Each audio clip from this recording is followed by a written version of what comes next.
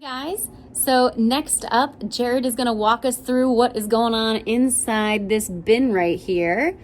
This big container. There's some cool stuff going on in there. So let's go check it out.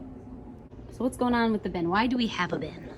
I wanted to try two different ways that I've seen online. One with a grow tent and one with a grow tent but in a bin where it's homemade, all you make it yourself. What this bin is it's a normal plastic bin covered, and when I open it, you'll see all the foil that I covered it in. Oh, like before, the shelves? Right. Yeah. And then I cut open a little hole in here and little holes there.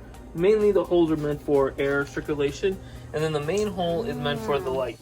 I'll open it up now. All right. And you took off your sunglasses, so is this light not as bright? Whoa! It's just as bright. That seems bright. It's a different type of light. Yeah. What I've noticed is in this bin, it retains moisture a lot more, which means that I don't have to water it as much. The main aspect of this that I'm going to transform this into is really just a germination station, where I plant the seeds will germinate in here, and then I'll move them to bigger containers and put them in the grow tent.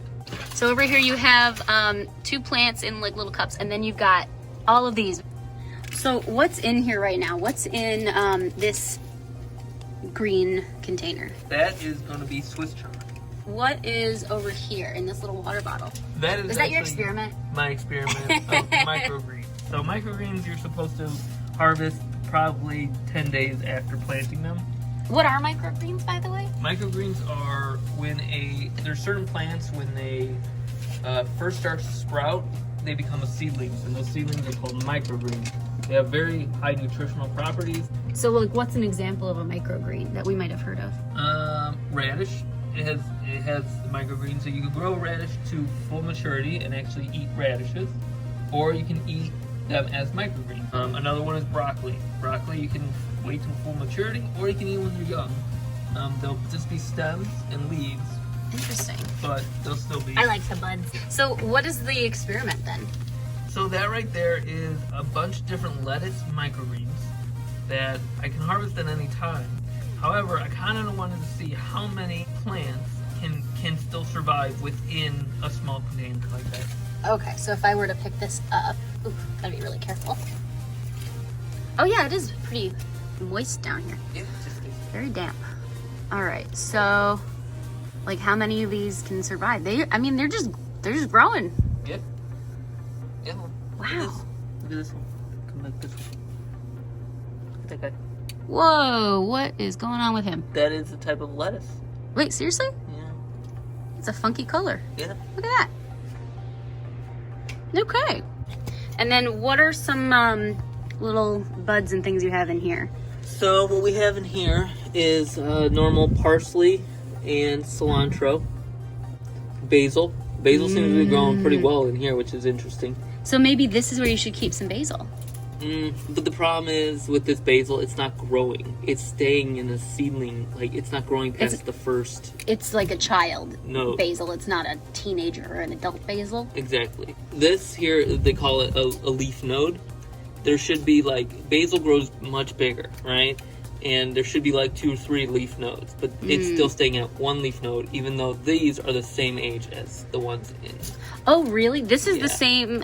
You've had this just as long as you've had the ones in the tent. Yep. And yet these are just staying really small. Exactly. So they're not dying. They're not hurt or burnt or anything like that, but they're just not really doing anything. Yeah. And then what's over here?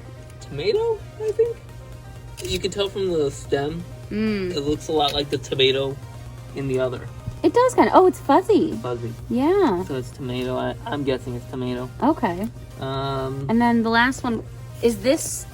Is this more lettuce? Yeah, I think it's supposed to be lettuce, but it doesn't seem to. It's not doing much. No, it's having trouble in this environment. Aw.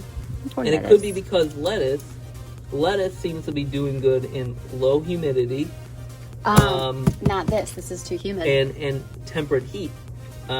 This is too humid. It's all very low to the ground, not thriving all that well. It's a very light color too. Yeah. And then you got some dill in here. I was gonna ask you about that one. Okay, so that's dill. This I'm just letting grow like a forest though. I've noticed. There's no rhyme or reason to it. It's kind of fun. Okay, cool. And you've already harvested some plants, right? Like you harvested some basil before. Yep, that we you have could some eat. basil upstairs in the fridge already. So cool. Can I use it for pesto? Because I have some that I bought. Yeah. Yes. Unless I'm I gonna wanted to make make pesto. sauce. Oh. I'm gonna make pesto.